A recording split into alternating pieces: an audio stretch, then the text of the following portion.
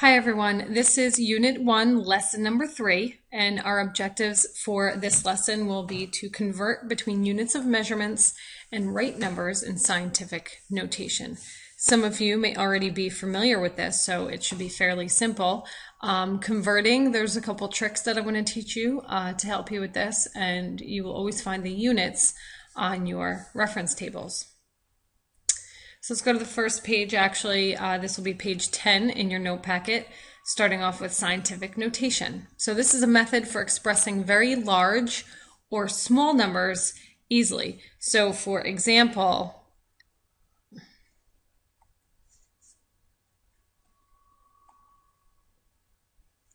I am going to write 6.02 times 10 to the 23rd.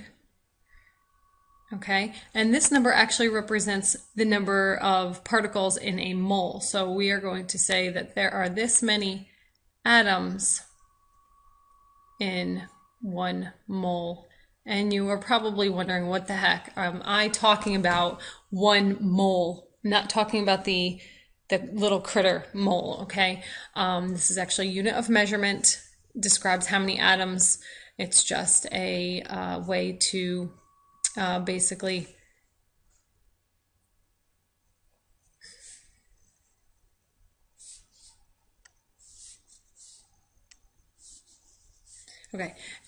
it's just a way to illustrate how many atoms or particles are in something.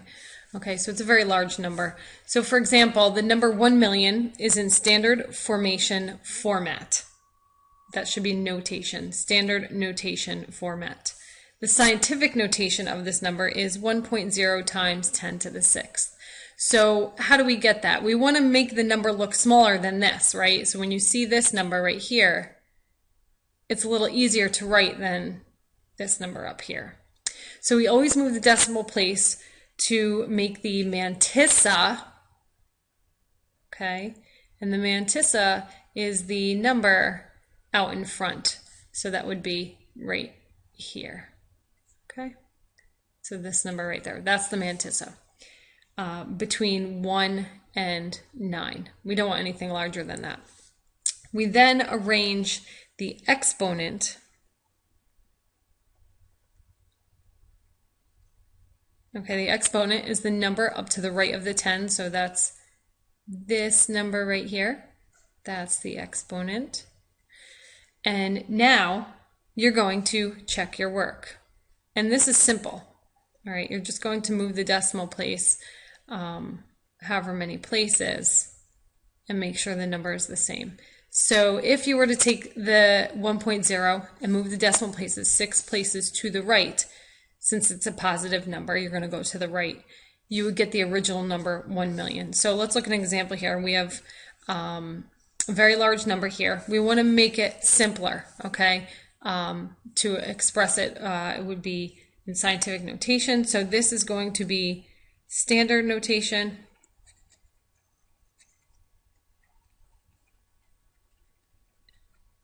And that's the way you may have learned in the past. But in science, we want to make it easier. So we're going to write 1.23 times 10 to the 11th. Now, where did I get that from? Basically, we have to say to ourselves, maybe there's a decimal here. Okay, that would be the end of the number. If you move the decimal to the left 11 places, the decimal will end up between the 1 and the 2.3. Okay, we're following the mantissa rule here and making the number out in front right here between 1 and 9. If you put the decimal here, it would be 12 and it would be larger than 9 and it wouldn't follow the mantissa rule. Okay, so let's do some practice together.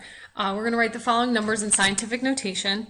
Remember the mantissa rule that we just went over. The number in front has to be between 1 and 9. So let's pretend that there's a decimal there. Okay, and what we're going to do is we're going to move the decimal 1, 2, 3, 4, 5, 6, 7 places, okay, to get that number between 1 and 9. So we have 3.4 and then we moved it 10 places, so it'll be 3.4 times 10 to the 7th.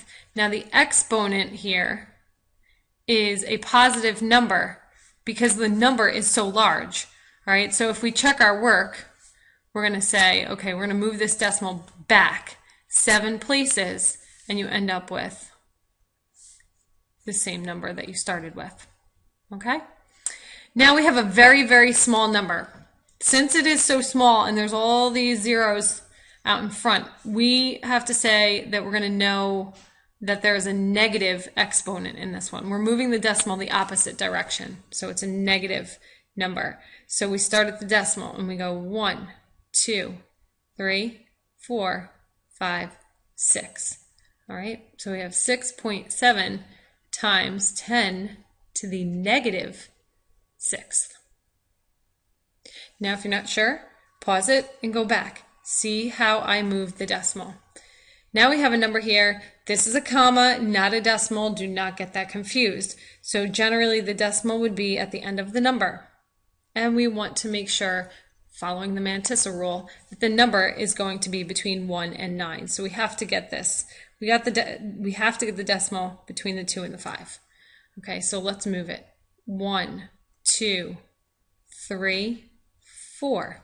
4 places. So we're going to write all of the digits. 2.5864 times 10 to the 4th. Okay, and again, since we move the decimal to the left, the number, the exponent is going to be positive.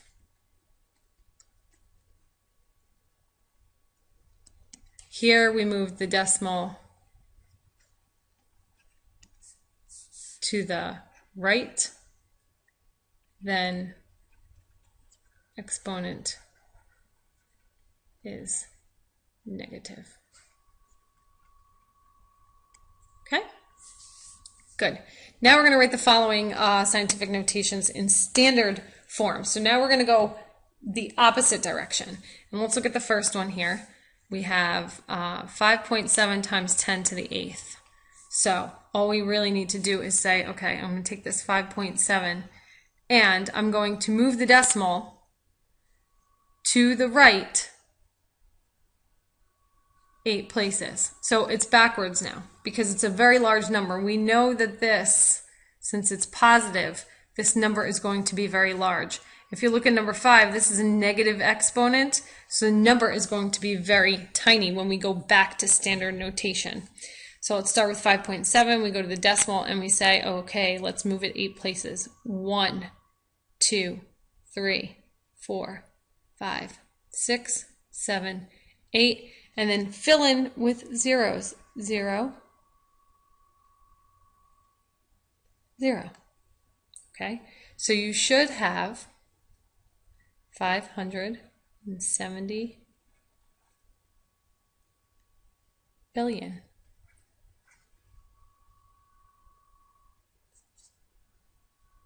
No, I'm sorry, that's 570 million. Okay, and then the next one, number 5, 6.34 times 10 to the negative 11. So I'm going to give myself some space here because I know it's going to be a small number. So 6.34. That means I have to move the decimal to the left now, 11 places. 1. Okay, well here's 1. And so to save some time, we know that's 1 place. So basically, we're going to keep moving it 10 more places, which means we have to fill all of those places with zeros. So we can say that we're going to put 1, 2, 3, 4, 5, 6, 7, 8, 9, 10 zeros in front of that. Okay, so then when we rewrite this to make it look nice and neat, 1, 2, 3, 4, 5, 6, 7, 8, 9, 10, 6, 3, 4. Standard notation in this format, okay? So very small number, and we really don't like to write it that way. So we convert to scientific notation. Next, if you need to plug the values into your calculator at any time, we're going to follow the steps using this value. Just to practice. So if you want, you can take your calculators out, and most of you probably have a scientific calculator, which would have these keys, or even a graphing calculator. So you would type the 2, a decimal point, then the 3, press the EE, the exponent, EXP, or the little, it looks like this, okay, which means exponent key. If you have either of those, that's what you're going to press. Then you are going to either do a plus or a minus, okay, if it's for the negative, okay, because we're making it a negative exponent. Do not press the minus or the subtract key. That will throw it off. And then type 5 and press enter, okay, and that will put in the scientific format or scientific notation into your calculator. All right, so let's look at the measurements and the metric system. In chemistry, we measure matter using SI units, which is the metric system. This is an abbreviation for System International, and I did tell you guys this in class, most of you. SI base units, also known as the base units. If you forget, you can use table D in your reference tables, so let's look at that really quick. And that's next on your page. So this is table D. In your reference table, it tells you the symbol, the name, and what it measures, okay, the quantity. So this should be fairly straightforward, this table, very easy to read. Meter, symbol is M, gram is a little g for mass. Okay, you have to make sure that when you write M for meter, it's lowercase. It could also mean, if you put an uppercase, it would mean molarity. So you have to be really careful. Parts per million, we'll talk about that later on in the year for measurements. Liter, a big L, not a little l. It will not mean liter if you do the little l. Seconds is in a lowercase s for time. Joules, energy, when we do the energy unit. Mole, all right, and I had actually told you what 1 mole is equal to, how many atoms are in 1 mole. It's just a smaller unit to express number of atoms in something. Kelvin for temperature. So in chemistry, our temperature is always measured in Kelvin or generally degrees Celsius. We do not use Fahrenheit in chemistry. And Pascal is for pressure. Okay, we don't use torr, that's physics. Next. So our SI metric prefixes. Again, here's something else that you will find on your reference table that should help you. Okay, table C, selected prefixes. So when you do not remember what a prefix means, a kilo, symbol little k right here means 10 to the third. Okay, if you write that out, remember what we said, 10 to the third is actually equal to 1,000, all right, because you're actually moving the decimal place 3 places to the right. Deci, little d, okay, 10 to the negative 1. So when we write that out, let's say there's a decimal here, okay, then it would just be 1.0. Centi, 10 to the negative 2. So this is actually telling you how many places to move the decimal. All right, so it would be 1, 2, and then that's equal to 0.1, and so on. All right, milli, 10 to the negative 3. You can simply just multiply the number by this to get the conversion when we do that. But I'm going to show you a really easy way to convert between units. This is another table that's helpful, just if you ever see these prefixes. Like we said before, generally you won't see any conversions dealing with any of these prefixes, so you really don't have to worry too much about it for the regents, but it's good to be familiar with it. Tera means 10 to the 12th. Giga, so we use giga, you'll probably hear it for gigabytes for data usage on your cell phone or your internet. That's 10 to the 9th, very, very large number. Mega, okay, again, megabytes, if that helps you, remember that. 10 to the 6th, it's equal to 1 million. Kilo, we just said that, 1,000. Hecto is 100. Deca is 10. No prefix, 10 to the 0 would be just simply 1. Deci is a 0.1. Okay, and let me go down a little bit here. Centi is 0.01, milli is 0.001, so this is 1,000th, 100th, and 1/10th, basically. So that's what we're saying, 1/10th, 1/100th, and 1/1000th. Micro is even tinier, 10 to the negative 6. That means that we moved the decimal 6 places back this way from 1. Okay, so that's to the left. Nano, same thing, moving the decimal back 9 places, and you'll get 1.0 times 10 to the negative 9th.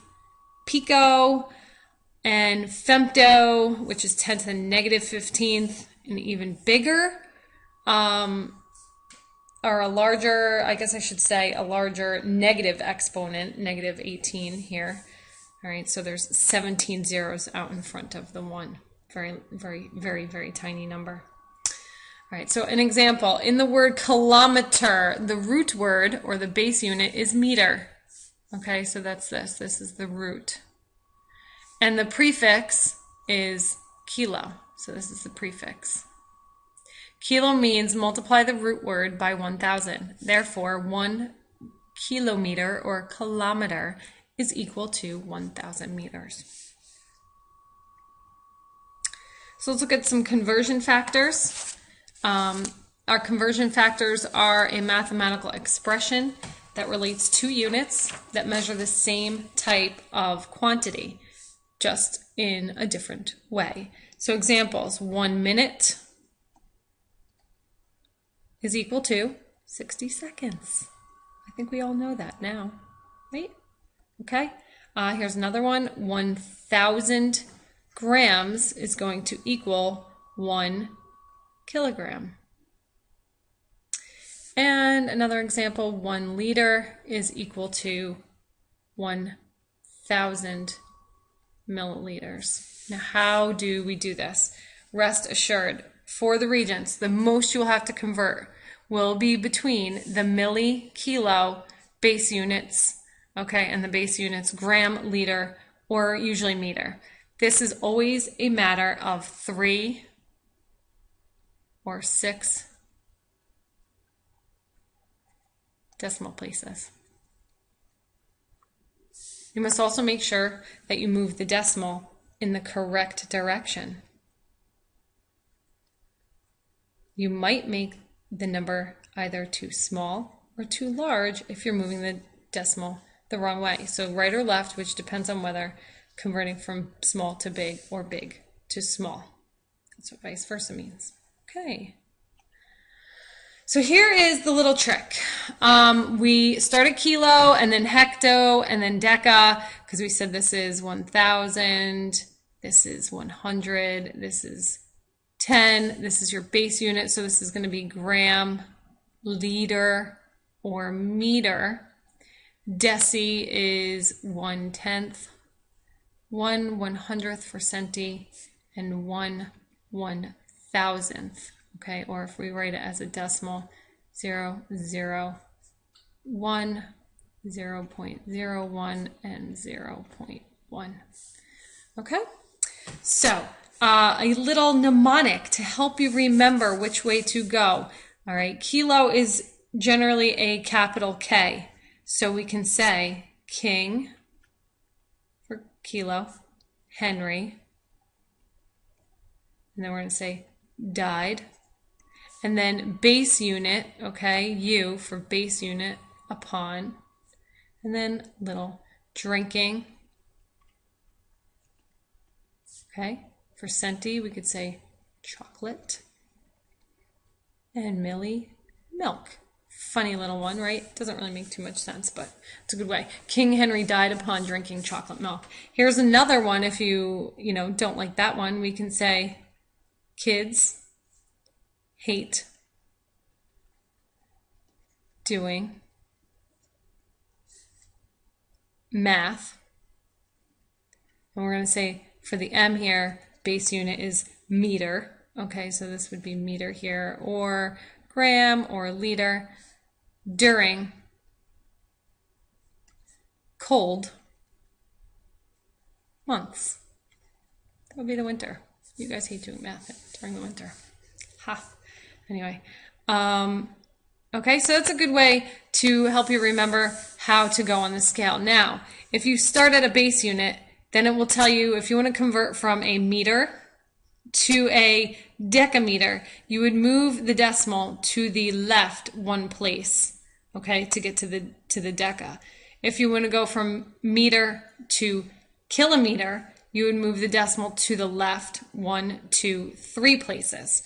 So in order to do this, or to really understand it, we're going to do some practice.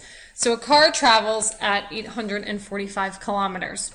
How many meters is this? So if you use the King Henry died upon drinking chocolate milk, okay?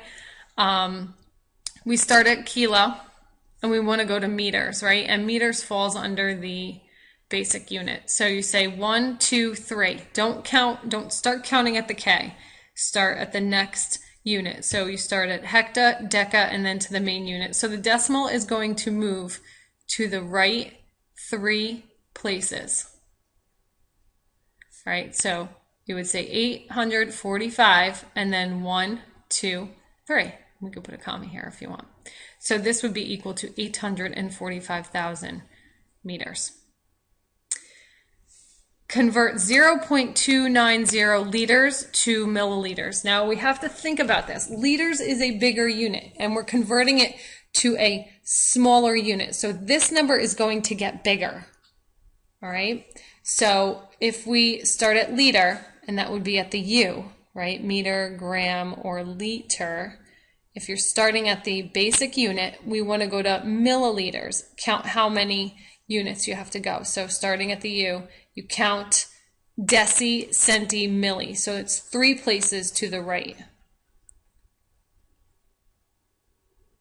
Again. Okay. So we go 1, 2, 3. And you get 29.0 milliliters. Next, convert 2,500 milliliters to liters. So now this is going to go backwards. We did liters to milliliters. Now we're going liters to milliliters. So it's going to be the same number of places, just the opposite direction. Okay. So here's milli. You're going back to the basic unit. 1, 2, 3.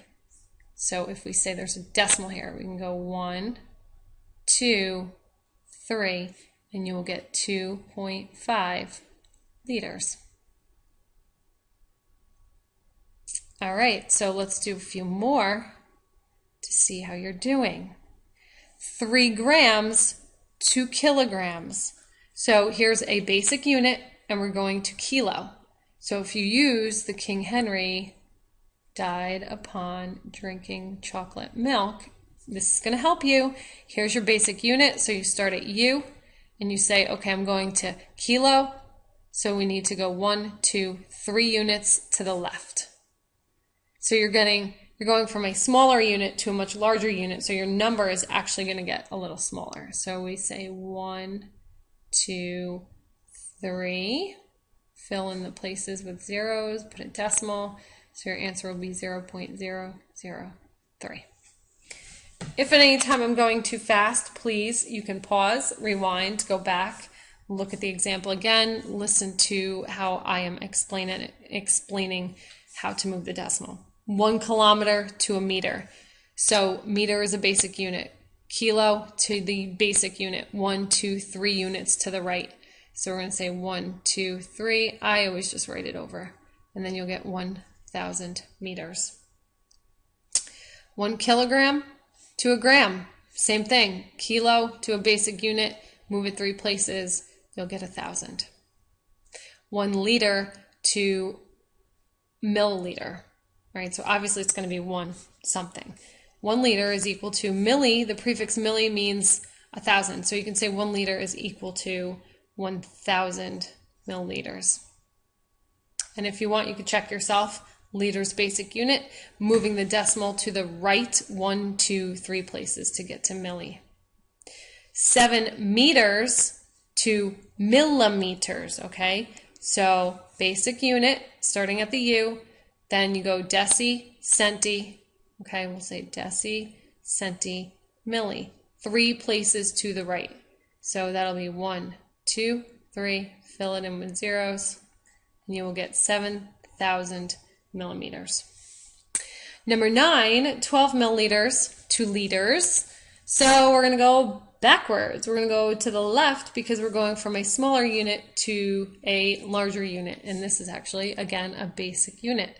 So start at milli, go 1, 2, 3. So that says 3 decimal places. And we'll put it here, 1, 2, 3. Here's your decimal. Fill it in with a 0. You get 0.012. Now, sometimes you might see something like this on the Regents. Very rarely though, but if you do, it'll be really simple. To compare the two measurements, we have 56 centimeters versus 6 meters. Which one's larger? I generally go over to the larger unit and convert it back to the smaller. So 6 meters, okay, basic unit, going to centimeters is 2 decimal places to the right. So this is equal to 600 centimeters.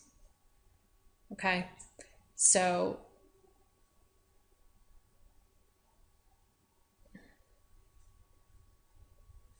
this is obviously, okay, 56 is obviously smaller than 600 centimeters. Here, I'm going to convert this one, okay, to the smaller unit.